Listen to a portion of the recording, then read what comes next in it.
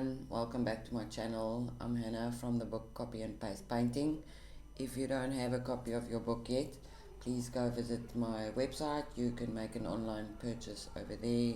Please like my channel, subscribe to my YouTube videos so that you can get step-by-step help from me to complete your paintings. Today what I really just want to do is I just really want to recap everything that we've done up to now. We are reaching final stages with all the pictures that are in this book. Okay, we're going to tackle the boat scene today. So I've got my color copy over here, and so we are going to be working with the boat scene. I just want to explain basic steps that you need to follow. If you follow all those steps, you will have success in the end of the day.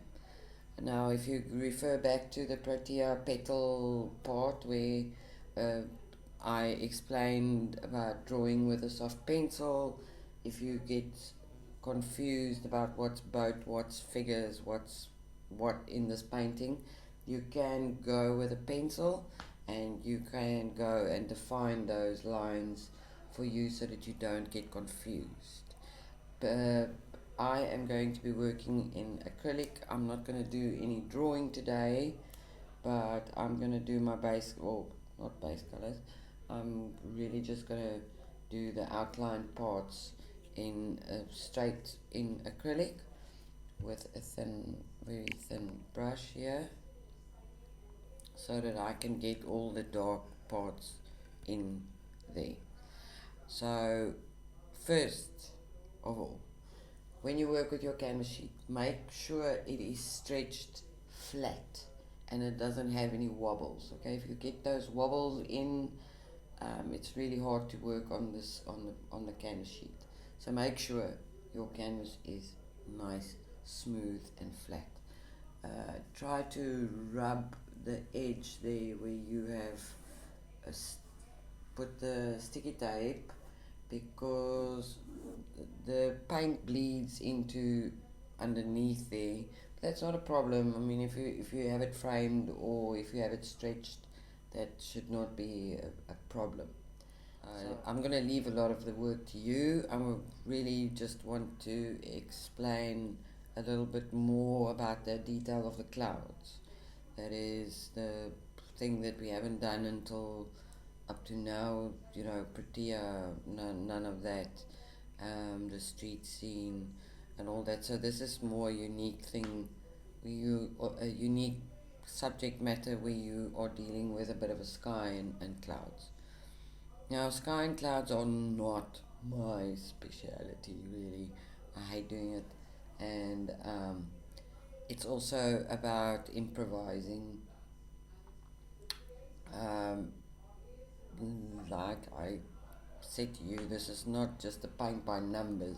If you can't accomplish this, you can just basically do one color background, maybe blend it in a little bit more. This sheet is quite smooth in comparison to the original that I've done.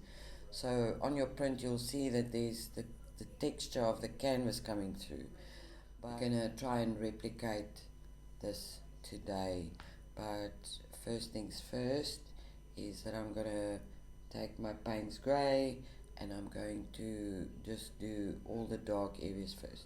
Just one little tip that I have is on your grayscale print, okay, you will, if you look carefully here, there are darker greys and lighter greys. So you can actually, that will help you to not get confused or rid of the darkest areas.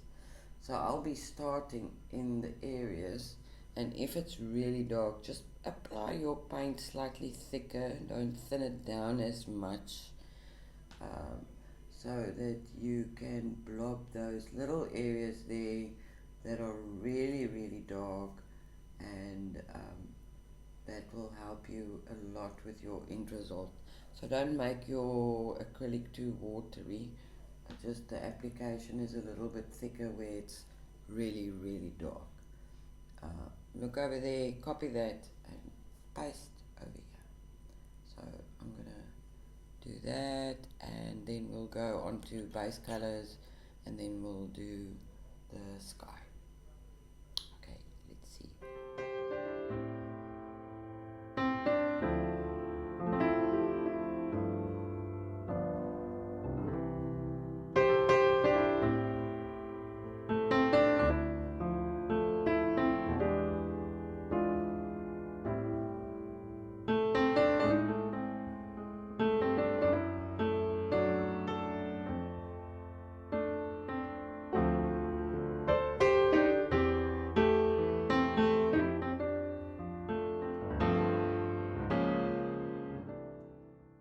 So now I'm done with some sketching here with my Payne's Grey.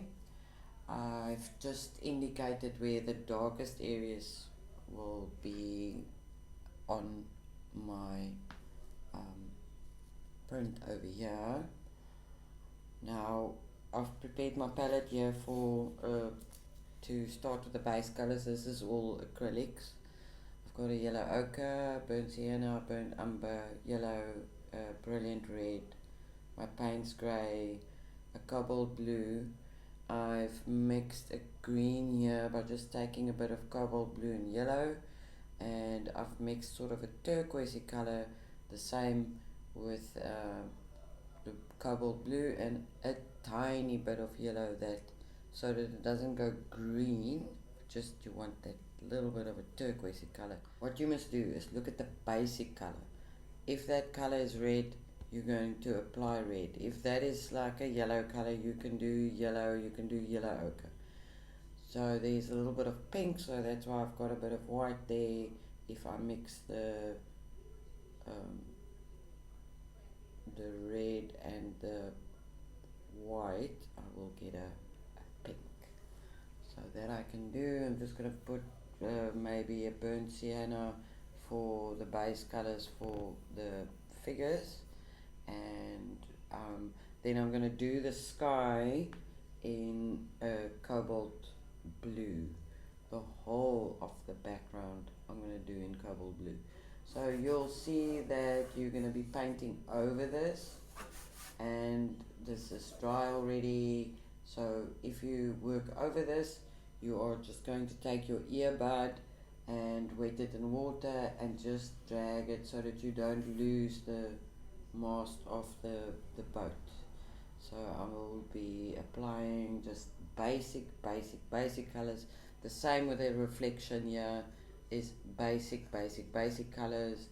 I didn't do any Payne's Grey in here because there's other colors in here, and if you work in a Payne's Grey to get it lighter again, then that won't work. So I'm going to apply my base colors now in acrylic and see how that goes. My background, I'm going to apply fairly thick paint because once we get to the sky, there's a lot of the base color that actually comes through. So we're going to be doing a lot of dry brushing here, but there's a lot of the base colors that are actually coming through in the background. So I'm going to quickly apply my base colors, and then we're going to go on to how to do the clouds and the rest of the painting.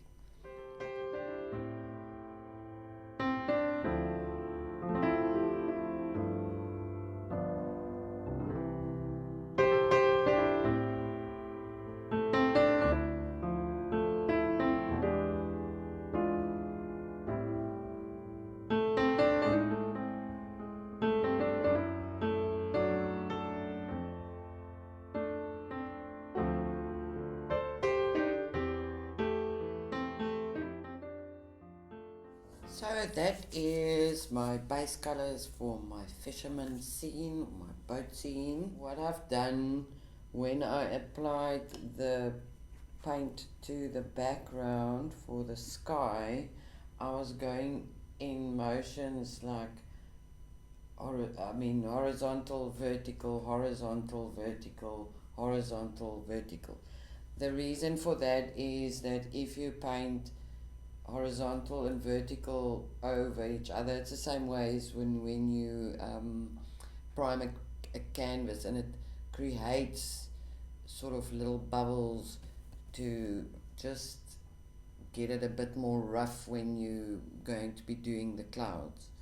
So that's the only reason why I did that. And it's very dark. I still need a lot of details and things to do, but I'm going to let this dry, and then I'm going to start in the oil.